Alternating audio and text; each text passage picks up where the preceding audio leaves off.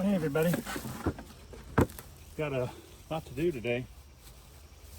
I was in the colonies earlier and I didn't really worry about filming it too much because it's more of an exploratory session. So I kind of wanted to see what the bees were telling me they needed. And then I went back and, well, I had a few things to do, but then I went back and got gathered up. So the first stop on this bee yard makeover is, this is the double deep nucleus. And this was caught with a swarm earlier this year.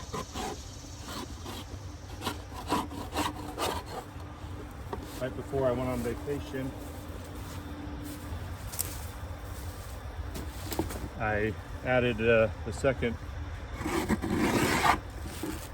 deep box.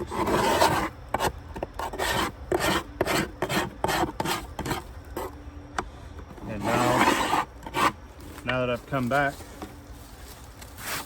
I was able to see that they had built quite nicely into that one.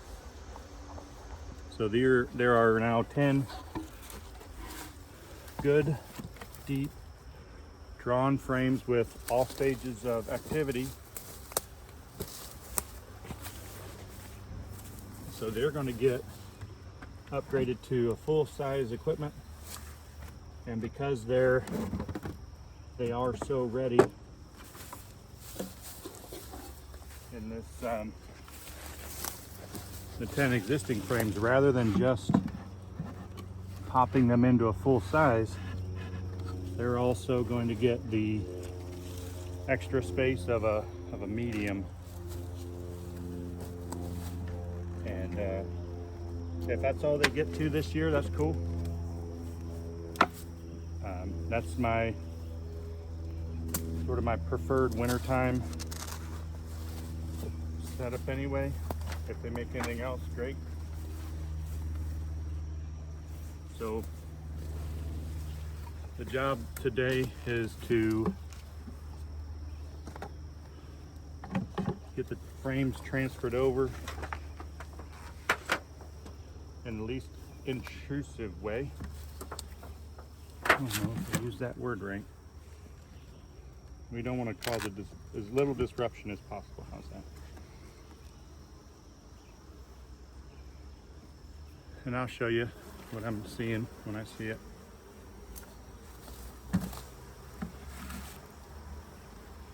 So this is the new stuff. They got brand new, these are wax deep foundations on wood frames. And this first one, you can see they've drawn up pretty well and they're stuffing it with nectar, but they're even drawing the outside part. And that's what sort of sealed the deal and made me decide to fully move them in to not only the full-size equipment but the extra space as well. I thought about it a lot, if I'm maybe try to move too fast for the bees, and I should let them get a little bit more stuffed and cramped, but I got the equipment, it's right here at the house. So same thing with this one. This is another nectar frame, and you see they're starting to build the second, the outside edge. So I want to do some figuring, because obviously we have 4 outside edges. We're only going to end up with 2 outside edges. So we'll, and this is interesting. I don't know that you can see the larva that's in there, but you can see that there's no bees where the larva is. Same thing on this side, eggs and larvae. and they're feeding them and all that, but they're stuffing honey around the edges, and that's why you only see bees around the edges. That's cool.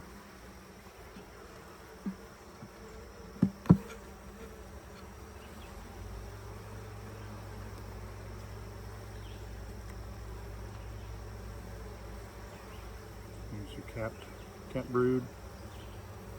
I think if we can spot the queen today, we'll take advantage of There's another round of brood, looking good.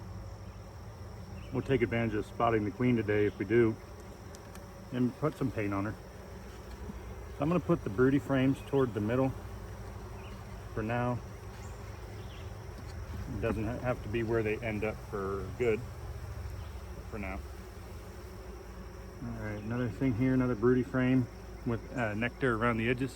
You can see the absence of bees in the middle. There must be something blooming.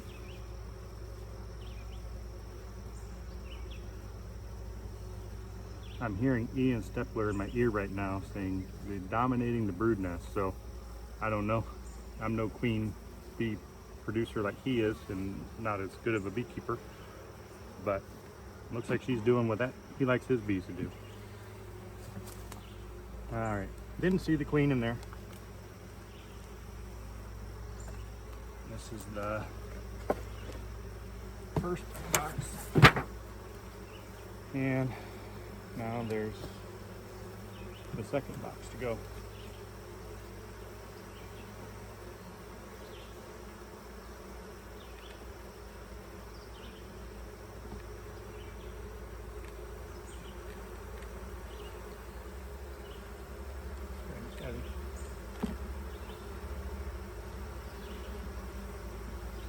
Okay.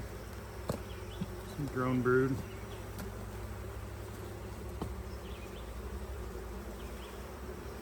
Honey.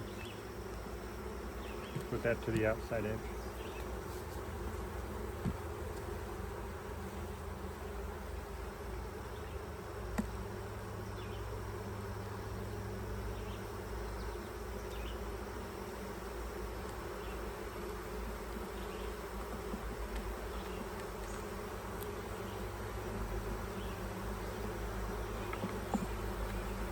So I'm not going to put a queen excluder between the two boxes.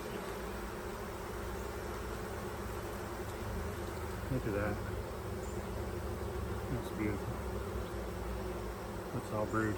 I'm not going to put a queen excluder because the brood nest will be these two boxes. Whatever they make it is fine with me.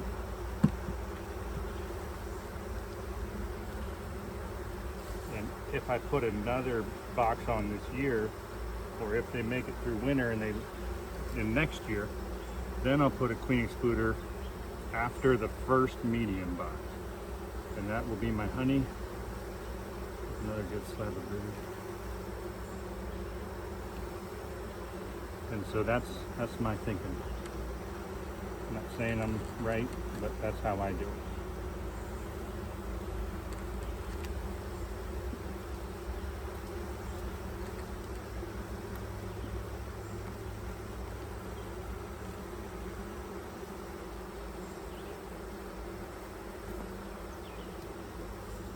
I don't remember what the queen looked like in this group.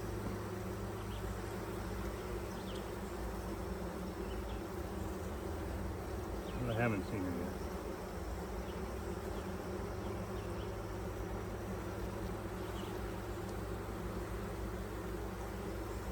yet. I'm not going to spend a lot of time looking.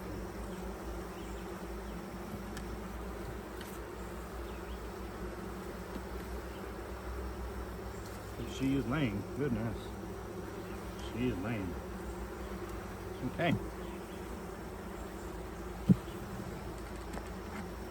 So that was the transferring. There's still a lot of bees in the front nucleus colony.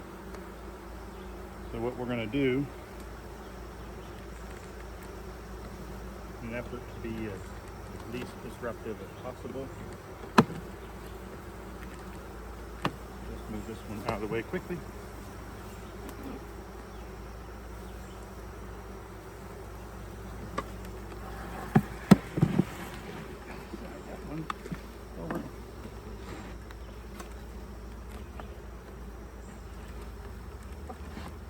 And now their entrance is at the same location as previously.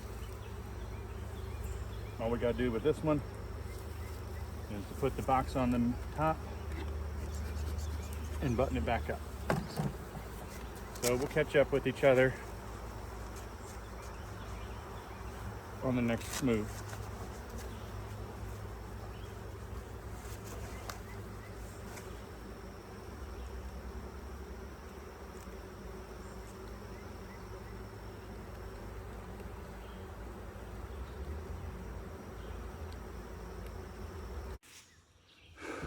Ooh, had a few things today didn't go according to plan, but one of those was that the phone was in the sun and wouldn't stay on. So hey, whatever. I did get that job filmed and what we did there, and then let's see how I do behind me. The hive that's right off of my thumb, I just added a box of that one. That hive I didn't do anything with.